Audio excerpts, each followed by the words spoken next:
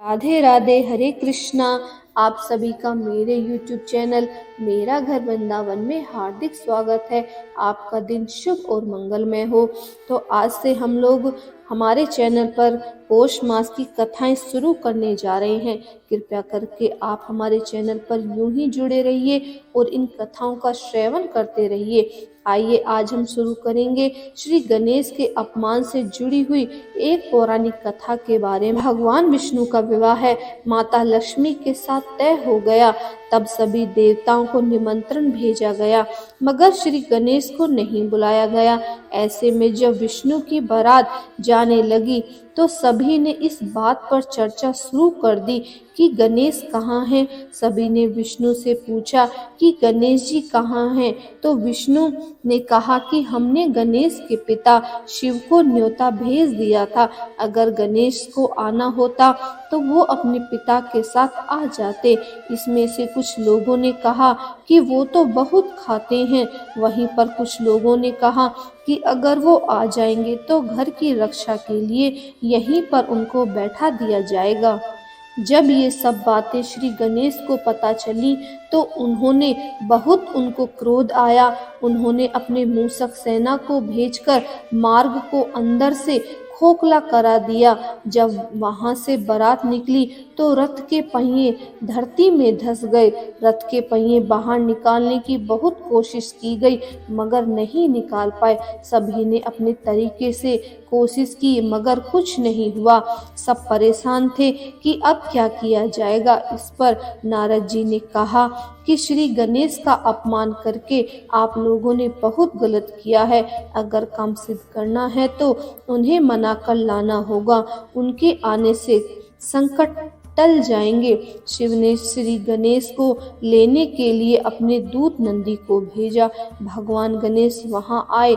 उनका पूजन और आदर सत्कार किया गया और वहां सभी लोगों ने मिलकर उनसे माफी मांगी। तब कहीं जाकर रथ के पहिए बाहर निकाले गए और विवाह संपन्न हुआ और सभी ने मिलकर गणेश जी की जय जयकार करी। बोलिए गणपति बप्पा की जय। अब सुनिए गणेश भगवान की दूसरी कथा। एक बार गणेश जी महाराज एक सेठ जी के खेत में से जा रहे थे तो उन्होंने 12 अनाज के दाने तोड़कर खा लिए। फिर गणेश जी के मन में पछतावा हुआ कि मैंने तो सेठ के यहाँ चोरी कर ली है। तो गणेश जी ने सोचा कि अब मैं 12 साल तक इनके यहाँ पर नौकरी करूँगा। एक दिन सेठानी राख से हाथ धोने लगी तो गणेश जी ने सेठानी का हाथ पकड़कर उनके मिट्टी से हाथ धुलवा दिए। सेठानी सेठ जी से बोली कि ऐसा क्या नौकर तुमने रख लिया है कि उसने मेरा हाथ पकड़ लिया। सेठ ने गणेश जी को बुलाकर पूछा कि तुमने सेठानी का हाथ क्यों पकड़ा। गणेश जी ने बोला कि मैंने तो एक सीख की बात बताई कि राख से हाथ धोने से घर की लक्ष्मी नाराज हो जाती है और घर छोड़कर चली जाती है और मिट्टी से हाथ धोने से लक्ष्मी आती है। सेठ जी ने सोचा कि गणेश तो सच्चा है। थोड़े दिनों बाद कुंभ का मेला आया। सेठ जी ने कहा गणेश सेठानी को कुंभ के मेले में स्नान करा के ले आओ। सेठानी किनारे पर बैठकर नहा रही थी तो गणेश जी ने उनका हाथ पकड़कर आगे डुबकी लगवा लाए। घर आकर सेठानी ने सेठ से कहा कि गणेश ने तो मेरी इज्जत ही नहीं रखी और इतने सारे आदमियों के बीच में मुझे घसीट कर आगे पानी में ले गए। तब सेठ जी ने गणेश जी को पूछा कि ऐसा क्यों किया। तो गणेश जी ने कहा कि सेठानी किनारे बैठकर गंदे पानी से नहा रही थी तो मैं आगे अच्छे पानी में डुबकी लगवा कर लेकर आया।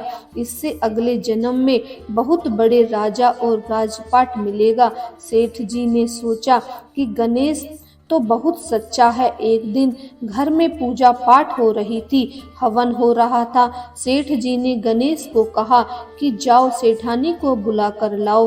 गणेश सेठानी को बुलाने गए तो सेठानी काली चुनरी ओढ़कर चलने लगी तो गणेश जी ने काली चुनरी उतारकर फाड़ दी और कहा कि लाल चुनरी ओढ़कर। सेठानी नाराज हो गई और सेठ जी ने आकर पूछा कि क्या बात है।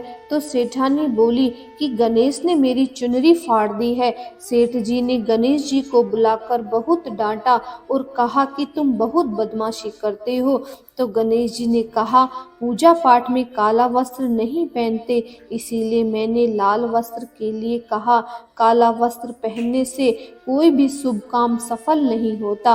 फिर सेठ जी ने सोचा कि गणेश तो बहुत समझदार है।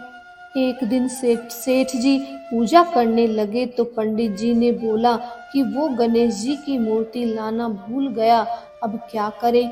गणेश जी ने बोला कि मुझे ही मूर्ति बनाकर विराजमान कर लो, आपके सारे काम सफल हो जाएंगे। यह बात सुनकर सेठ जी को बहुत गुस्सा आया। वो बोले कि तुम तो अब तक सेठानी से ही मजाक करते थे, अब तुम मेरे साथ भी करने लग गए हो। गणेश जी ने कहा कि मैं मजाक नहीं कर रहा हूँ, मैं तो सच बात कह रहा हूँ। इतने में ही गणेश ने गणेश जी का रूप धारण कर लिया। सेठ और सेठानी ने गणेश जी के चरण छू लिए और उन्हें पूजा में विराजमान किया। पूजा खत्म होते ही गणेश जी अंतर ध्यान हो गए। सेठ सेठानी को बहुत दुख हुआ कि उन्होंने कहा कि हमारे पास तो गणेश जी ही रहते थे और हमने उनसे इतना सारा काम कराया और उनको डांटा भी।